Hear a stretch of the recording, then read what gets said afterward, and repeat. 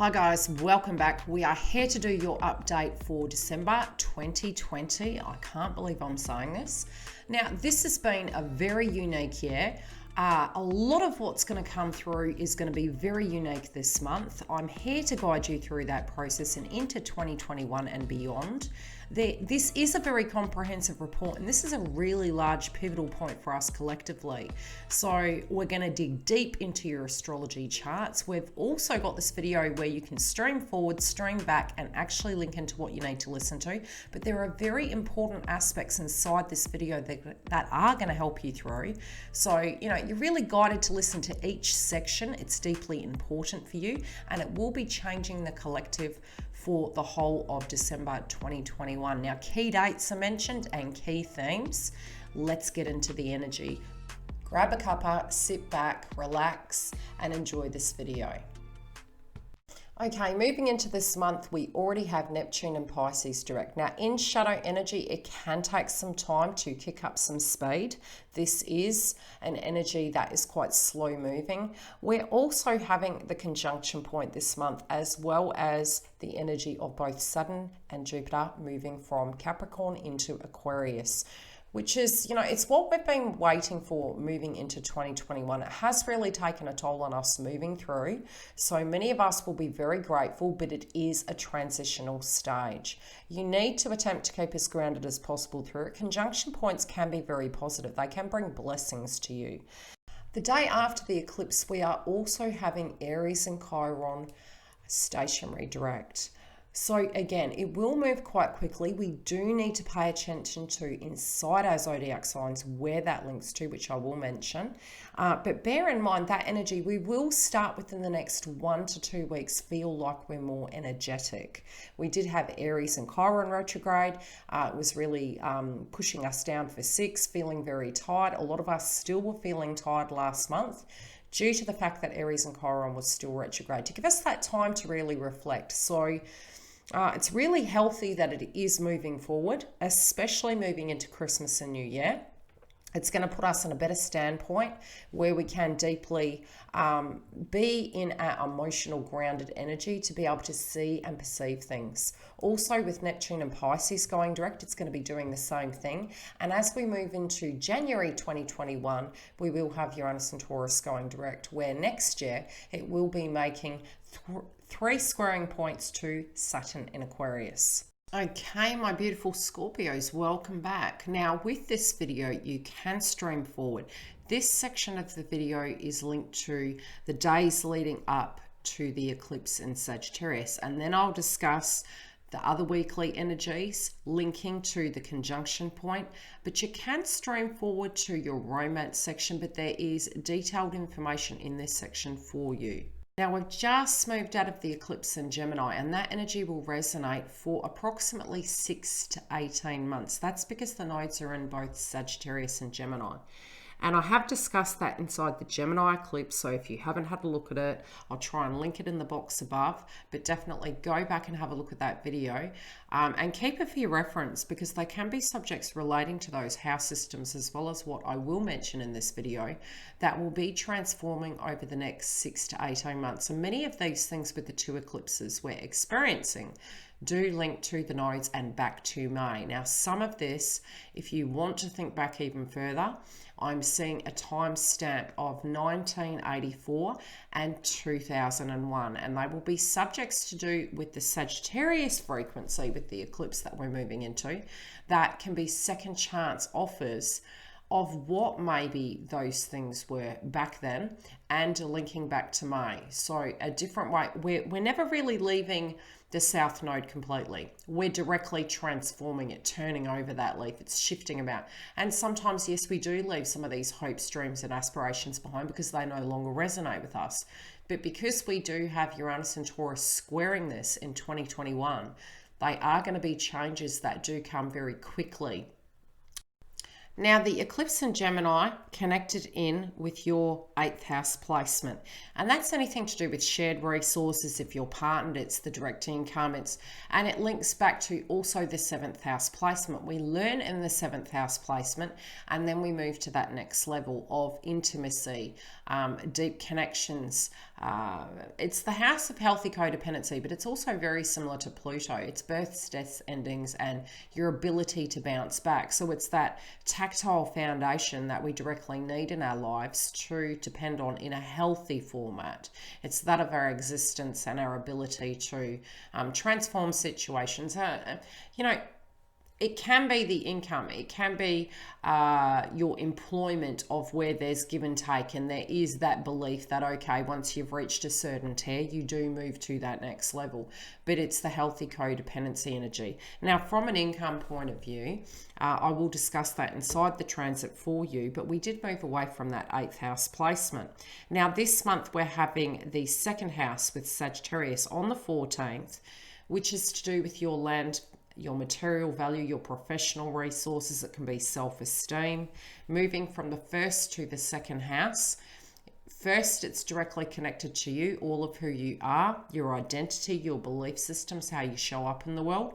And then the 2nd house, again, is the self-esteem and the building blocks of those energies. It can be, again, professional resources, your ability to follow through. Now, your thoughts at the beginning of the month on the 1st are going to be very much linking to that.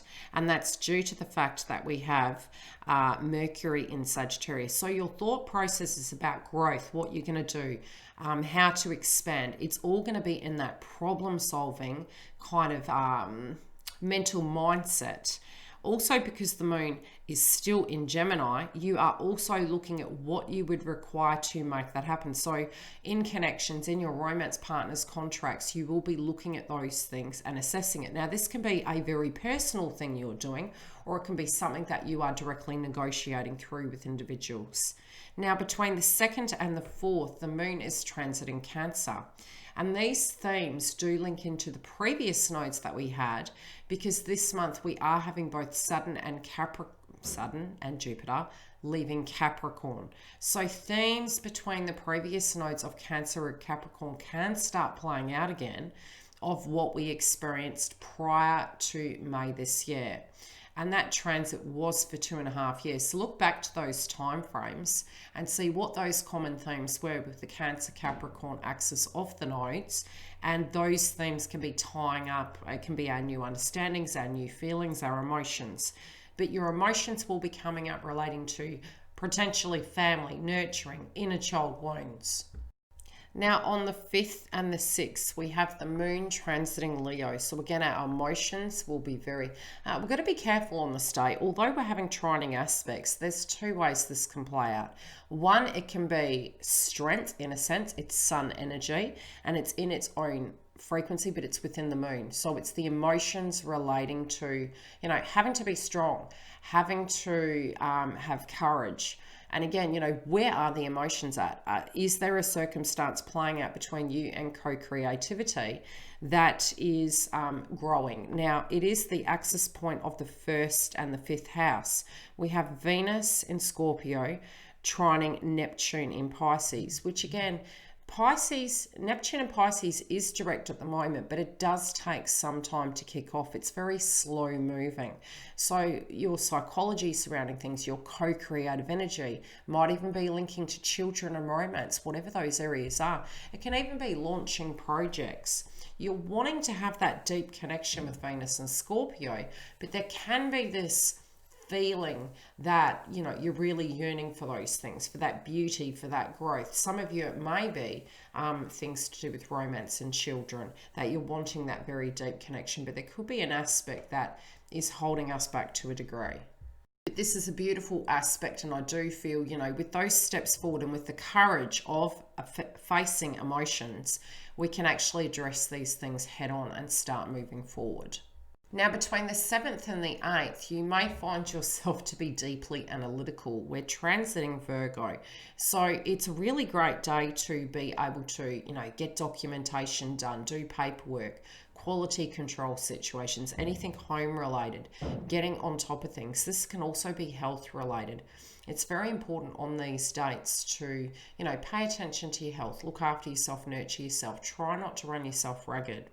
By the time we reach the 15th, we are having Aries and Chiron stationary direct. So for some, we still may feel quite fatigued. and have those wounds surface. And your wounds do link to your 6th house placement. So it's very important to pay attention to your health, not to be burning yourself out, to nurture yourself, but also to look at those things that maybe are coming up that are creating blockages in your life. During that transit, it can be work related, but it can be emotions linking to that. It also could be to do with how people are seeing you. And again, with the 2nd house placement, with Sagittarius there, how you're showing yourself. And sometimes it's coming across really strong, where you've got this demeanor on the outside, but what's going on in the inside can maybe not automatically match. And it is due to the fact that we have Aries and Chiron retrograde. Now, on the 9th, we have the moon transiting Libra, and it is pretty much there till the 11th. So from a balance point of view, our emotions could point blank zero be balanced. And that can be due to the fact that we have trines, but we also have squaring aspects. So again, there could be subjects linking to what you have, your professional resources, romance, and children. Maybe frustration of trying to balance everything out, trying to pull everything together. With the sun being there, you're doing all you can to, pull your life forward, to be the pinnacle of strength. And maybe you have that ability to do that, but there can be some conflict externally to you that is completely outside of your control. At a separate level, these will highlight where some of these frustrations and agitations come from that are showing you where the balance is required, and that can be, directly impacting your health due to stress levels. So between these dates, do pay attention to it. Also, having Pluto in Capricorn sextiling Venus and Sagittarius will give you an opportunity to look at, yes, what you have within yourself, within your life, within your demeanor, what you can do, self-esteem based, emotional based, that you can do to transform this and let certain situations go. And it can be conversational pieces because we do have Mercury in Sagittarius. So the conversations, really firm boundaries, maybe with certain individuals. It could be frustration again. And although there are trines, we have to remember that at any point you can have the most beautiful day and beautiful aspects, but because we have Aries and Chiron retrograde, that ability for us to snap is there till we actually have that that area move forward, and that's after the 15th. So again, the fatigue energy, the frustration still can be present. So, food for thought. Be in awareness of where you can actually use tools, very 2nd house placement. What can I do? What do I have at my disposition to help me to get myself anchored in so that I'm not directly getting frustrated with given situations that are outside of my control? Now on the 14th, we are having the eclipse in Sagittarius. And you'll probably even find some of these energies were playing out previously, and that's all the way back to last month. I was already feeling a lot of the Gemini energy of the lunar eclipse prior to the month. Now, some of those themes, how do I explain it? I find that with lunar eclipses, they tend to be something external in the collective that's happening. They still can directly impact us. It's an observation, it's a viewpoint, it can be our education, it can be things to do with children, on both sides of the eclipses really. Us being open-minded, information overload. So, just pay attention to those things that are playing out. On the 14th, the solar eclipse, the new moon in Sagittarius, is going to be at 23 degrees. So whatever this is, it is a launch of a brand new beginning, and it does link to your 2nd house. So this can be your land, your material value, your professional resources. So if there is, and it does make sense because even looking further into your chart, we do have subjects to do with home coming up when it does come to the zodiac sign Aquarius, because it's linking to your 4th house placement. So if there are subjects to do with home, family, your safety, your security, whether you're wanting to buy a home, there is a possibility in 2021, and even, by mid-month this month, if there's changes, renovations, could become very social in that area. Whatever it is, trust the process and the transformation. It is going to be positive. After the eclipse, we are having the point where Aries and Chiron stations direct, linking to your 6th house placement. This can be to do with how you've been showing up at work. It's also connected to the house of hidden enemies, but sometimes that can be us. Really feeling like maybe people are sabotaging us, or they're trying to shift things about because they don't want you to be successful. But those circumstances really challenge us to integrate that. And because that potentially has happened in the past, wounds linking to that area can come up. But as it moves direct, I do feel you'll gain some sense of clarity, and you'll see how it's a bit like making a different cake. It's like, okay, and I always use that analogy. I've really got to get a new one. Looking at life outside the box, and it's a bit like needing to have an out-of-body experience. Okay, I'm going to step away from this situation and observe above, their side, my side, previous situations. Now, how can I deal with this in a different way? Am I showing that that situation is challenging me? Can I maybe tune out of that? Can I operate and deal with the circumstance differently? Am I allowing it to affect my health? Is there something that I can do to ground myself and anchor myself in at a healthier way within the control of my own self? You can also find that this can be a very successful time that, by moving through this transit of the 6th house placement, it can be the house of their undoing. So, trust that process. But also, as Aries and Chiron moves direct, you're going to feel more brighter. You will feel more energetic. We have felt very fatigued due to the fact that we had both Aries and Chiron and Mars retrograde at a point. Mars is direct now. And funny enough, in 2021, it is not remaining in the zodiac sign of Aries. It is transiting various zodiac signs. So we're sort of going to get a mixed bag of flavors moving into 2021 with our energy levels. At the beginning of 2021, on the 6th, we are having Mars enter Taurus. So again, those Uranus and Taurus themes, especially since Uranus and Taurus is going direct on the first day of the month, there can be sudden changes relating to the house of Taurus, and this can be within your romance, partners, and contract sector. So this situation that is playing out in the month of December is preparing you to usher those new energies in.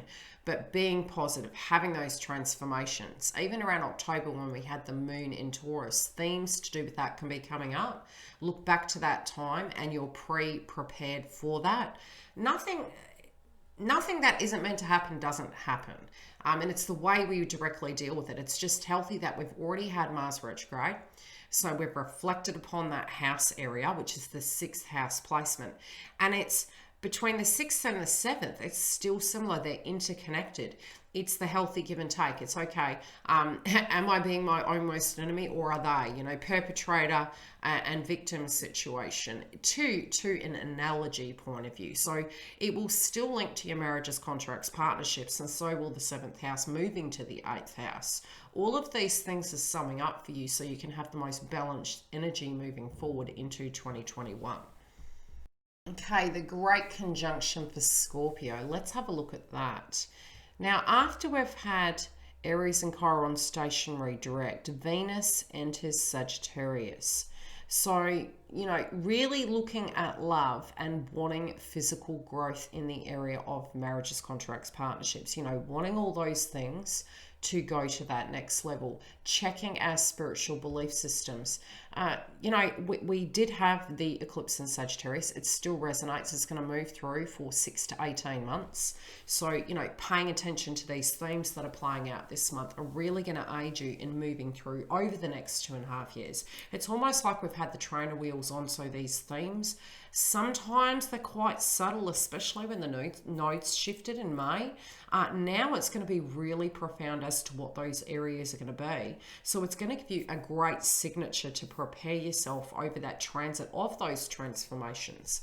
Now, we will have both Jupiter and Saturn moving into Aquarius at this stage in the game. And this is a pivotal point. I mean, we are going to have air signs connected to Sagittarius for the next 60 years, which is unprecedented. So it may be very technology based. Mercury based when it comes to growth with technology and things to that degree. So we can see massive themes really in an open-minded sense really transforming and changing. So we're still having, as I mentioned, connected to the moon transit in Cancer, those themes with both Jupiter and Capricorn making conjunction points leading up until pretty much the conjunction point in Aquarius. So the themes linking to the third house will be playing out. This can be anything to do with your cars, your transportation, your communication, your movement, very similar to Gemini. Lots of conversations, lots of movements. They're making beautiful aspects. Then the conjunction points come on the 16th. The moon will be in Capricorn, so looking at accountability of what those things are, with movement, with showing up, with our words. And, there can be some things that we're looking at with the way we're articulating ourselves, but plus how we're navigating our emotions and what, whose side of the fence. It's almost like having an epiphany moment. Oh my gosh, I've just had a light bulb moment. My emotions, linking to situations, whatever that Capricorn energy was for you previously is going to play out, but it is linking to the third house. Now, we do then have on the 17th, Saturn moving from Capricorn over to Aquarius. And then on the 19th, we have Jupiter entering Aquarius. So they're joining in the sky. And initially, they will make conjunction points to each other, which will be a super interesting conversational piece, which is both the third and the fourth house. And with the third and the fourth house, it can be your daily routine, your communication. Fourth house is very similar. It's the things that you need to do. Cross wires. Do you have the technology to do that? Is it the telephone? Is it your daily routine? What do you have going on? Your vehicle, is it working? Is it suitable for what you're directly doing? And then home-based energies, fourth house placement. So large subjects can be coming up to do with your routine during that day, and it's going to be really important to keep grounded. That adjustment into any new house, where it's hitting in your zodiac chart, it can take a little bit of adjustment. So try and be patient with yourself. Initially, it could be very exciting, but then it could be very agitational as well because it's sudden. Now, growth and transformations linking to your home can come up. Any domestic situations, if they were there previously, they can start tying up. Also, subjects to do with your socialization. Your home could become a sudden social hub in some shape or form, either via technology, where you'll have a lot of phone calls around that time. Also, this is an abundant conjunction. So there can be blessings that can come out of left field at a financial level through this conjunction point. So if, for instance, you had been considering running a business from home, that can be something that bodes very well with fourth house placement, especially because it does similarly link to the 11th house, in collective energy. So growth, second house placement, you have that placement there to assist you, networking, using what you have at your devices, it can benefit you. This can merely be a plan in the mix of transformations in your work domain so that it gives more income towards the home, or you could potentially be moving or buying a new one with this transit moving forward. Now, on the 30th, we do have the moon transiting Cancer. So it's going to be, it will transit initially, moving into the 30th, then moving over, it will still remain in that energy. So subjects to do with that house system can be playing out, and it is at the critical degree, so it can be an emotional energy. Now, this can be to do with your spiritual beliefs. It could be to do with religion, education, foreign countries, travel. It can be the trajectory of where you're seeing, where you interconnect. You also could be connected to foreigners as well. But there could be subjects that relate to, your family, belief systems, how maybe they're split and they're divided and they're not matching, or that you see their point of view. Some, it's the purging of that, and it's the feeling and the longing of that interconnected feeling. But at 0 degrees, it's really important to sit with our emotions during that time. Further into the video at the end, I'll mention it, but let's get into your romance house. Hello, beautiful Scorpios. Let's look at your romance house. Now, I am seeing with the North Node linking to your 8th house, you can be attracting like-minded people. Now, moving through to the first half of the month, I do see subjects to do with romance on the table. I also feel as long as you have the faith in yourself, be it your inner connection or you're attracting it, you're going to feel a little bit tested temporarily, and that's due to the fact that we have Aries and Chiron retrograde at the moment and stationary direct from the 15th. So wounds linking to healthy boundaries, give and take, maybe burdens that you've had on your shoulder in previous years, and how to share those things with the 8th house can be coming up.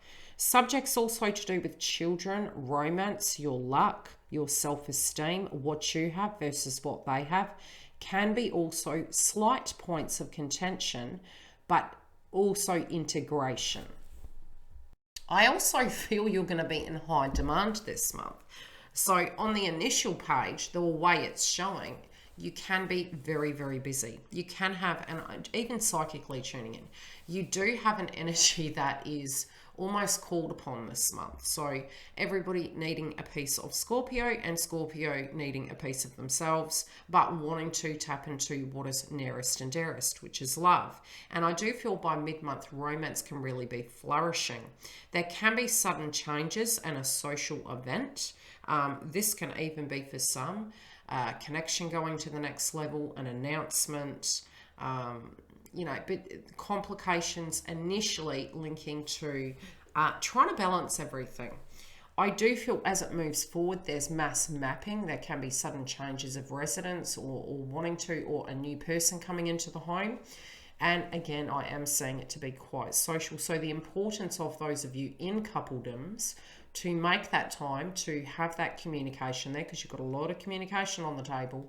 Speaking, but not blueing. Speaking from the heart and the place of maybe some frustrations you're experiencing. And those of you that are single, there can be communication coming in and movement.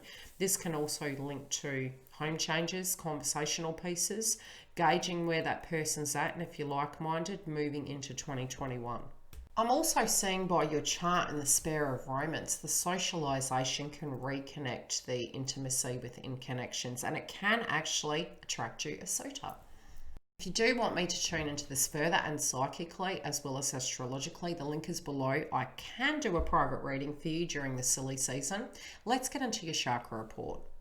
Okay, Scorpio, this Mars transit has really caned you in certain areas, both from a fatigue level. I'm saying base chakra, solar plexus, sacral chakra, very activated at the moment.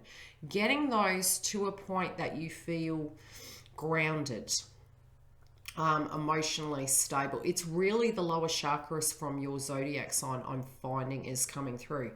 That can be fear-based frequency, self-esteem. It can go higher and lower. A blockage really, and an activation of it can be due to the astrology. As Mars goes direct, I see a lot of heart chakra, but a lot of growth within those areas and balance. The main area also due to the moon transits can be impacting both the third eye and the crown. So making sure that through that transit of Saturn and Jupiter transiting over to Aquarius, drinking enough fluid, clearing the third eye, Sagittarius linking to our spiritual belief systems, making sure that we're open and then we're not protecting everything so rigidly, that we can be open to different perspectives and we can feel safe within that dynamic of being ourselves, but potentially seeing other people's viewpoints. This can also be very psychic for you this month. So, use tourmaline and amethyst. You can be getting a lot of psychic downloads with the 8th house placement and emotions from the past, which is the moon energy I'm mentioning at the end of this video, to help you gain some clarity on how to deal with those frequencies psychically.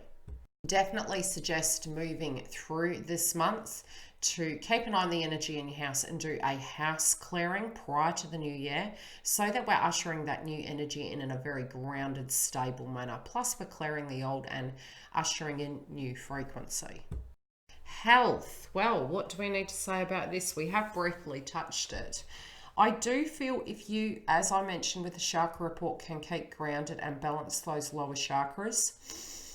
Crystals, citrine, I do feel would be very beneficial. It can kind of get rid of any habits. It can assist with courage and strength, and really protect you against dark and malefic energies of psychic attacks and things to that degree. But you can get separate crystals that link to that.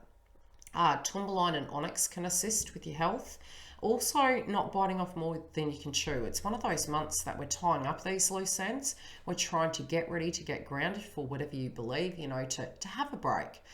Christmas, New Year, having a bit of a break prior to moving into whatever we're ready to move into for 2021, which I'll cover the transits for that and give you some preparation for it. So making sure that you're not biting off more than you can chew. Under offer, over deliver. Complete tasks. Clear the decks so you can get grounded and have a break after Aries and Chiron goes direct. Because as it is with the conjunction point and the 2 eclipses we've moved through, by this point in the game, it can be quite depleting energetically. So making sure you're feeding your soul good soul food, so that you're healthy enough and you can have that grounded experience by the time we go into the small mini break. The work domain for Scorpio. Now, your aspects are beautiful. I'll be honest with you. Please do not second guess yourself. That's one thing I will say, especially with the 2nd house and the 8th house placement. Now, as I mentioned, as Aries and Chiron goes direct, your frequency and any hard work you put in will be noted. For some of you with the 8th house placement, which is where we're supposed to be moving towards, you can actually get very beneficial contracts. This can be money, legacies, inheritances from unexpected sources. It can be money coming from a manager where you get a pay rise. It can also be money linking to your partner. But whatever these contracts and partnerships are coming through, with this conjunction point, it can bring benefits for you. If you're having frustration with, you know, if you're in a work domain currently and there's frustration in that area, it can be alleviated as we move forward past Aries and Chiron. And definitely, you know, with the collective energy, communication is quite a large energy at the moment. But differing value systems can be coming up within these cultural dynamics that we're dealing with.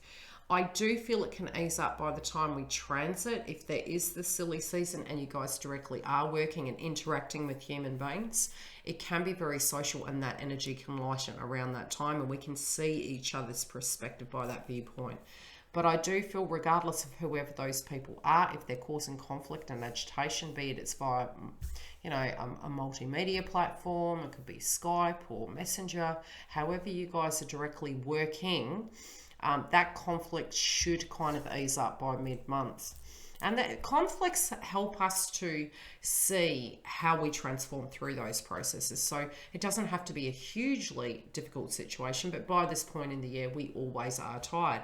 Now, others of you, if you had been unemployed, you may find moving forward, you can actually establish businesses via IT and the public domain, YouTube, for instance, things to that degree, but it can be online, it can be via Skype, other platforms. There is an ability to, but it's a huge learning curve with the 4th house placement, which I've moved through.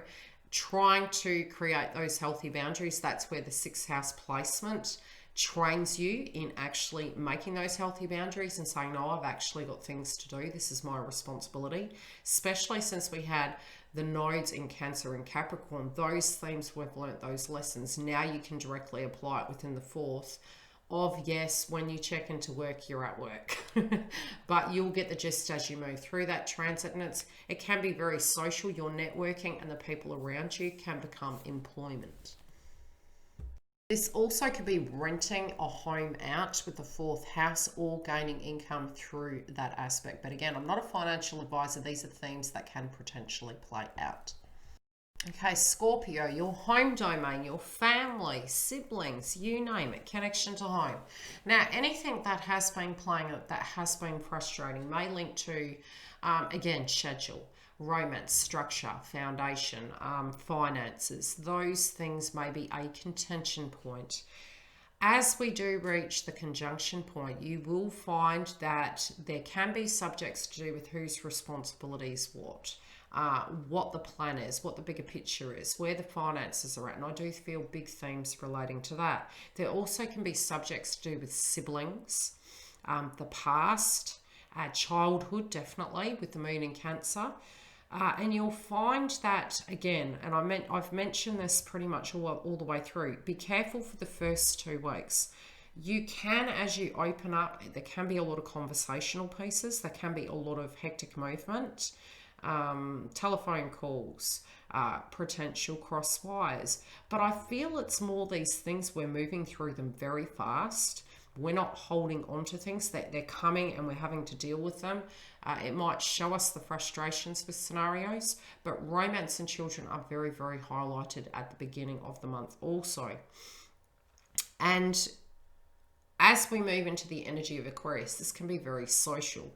But again, try to gauge where you're at spiritually, psychologically, so that you can choose what you want to do moving forward. Some of you are making major plans to change a home, to renovate a home. You could be doing this right now, and those things can be tying up. There could be a deadline for certain things, because for some, there may be a baby on the way or something to that degree. But there appears to be, through both the 8th house and the 4th house placement, a transformation occurring on the home front, and it should be a hustle and bustle busy bee.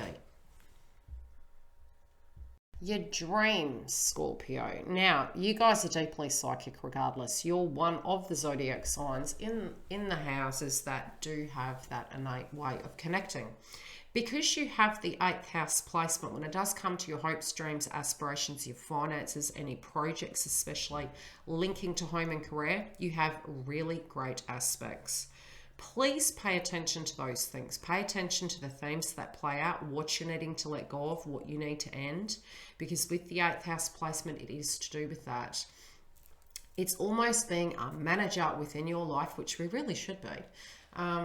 To a point, we're looking at things and going, okay, does this serve me? No. Is it working? No. Can I fix it? Okay.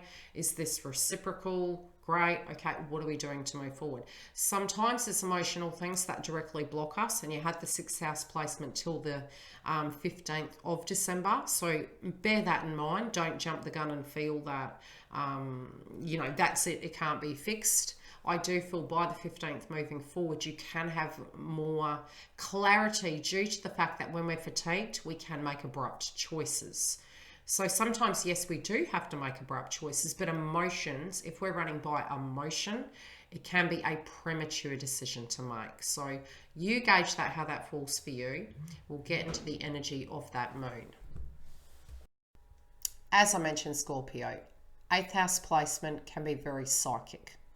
This can be a contention point also due to the fact that when we're tired, moving into the end of the year, if we can't get ourselves grounded enough, it can be super emotional, more than usual, due to the fact of what's happened in the collective.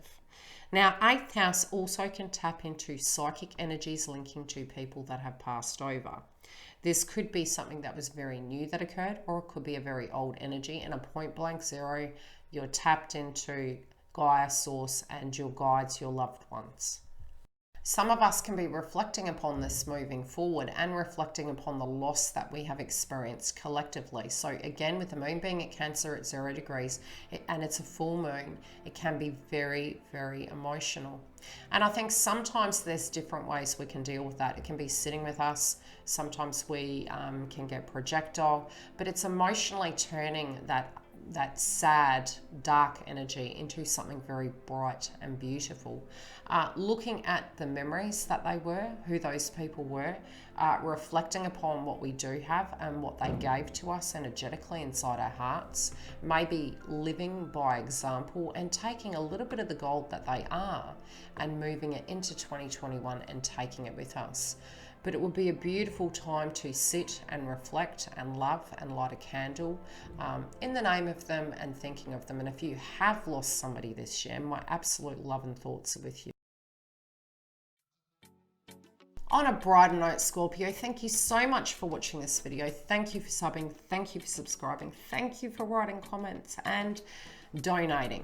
Everything you guys give me, I try and pour back into this channel to bring you as much content as possible. I love you guys to bits. Please keep safe during Christmas and New Year's. I will be here during the month. I'll also be available for bookings. If you do need me, the link is below. Please subscribe. Welcome for those of you that are new, and let's get into 2021, the age of Aquarius. Happy New Year all. See you on the other side.